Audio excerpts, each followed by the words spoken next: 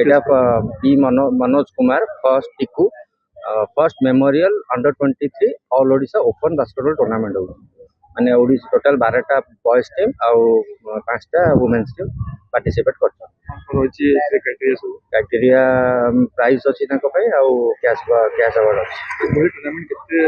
player पे good influence हो एटा under 10 रो जदि हम स्टार्ट करिया बेटर होता सेटा हम ग्रास रो 10 वर्ष पिला जदि हम स्टार्टिंग करबा तो पिला सेटू ग्रोथ करिवे ग्रोथ कर अपर लेवल को जीवे सीनियर कंप जाई खेलिवे बास्केटबॉल राज्य में कोच हमर अच्छो नेशनल लेवल नेशनल हमें अच्छु 9 10 भीतर भी अच्छो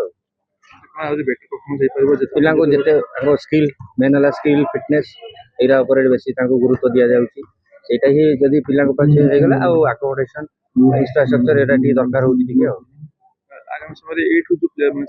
केते आगामी सिलेक्शन पे ओडिशा राज्य पे सिलेक्ट है कि जाउचन भी मध्य बहुत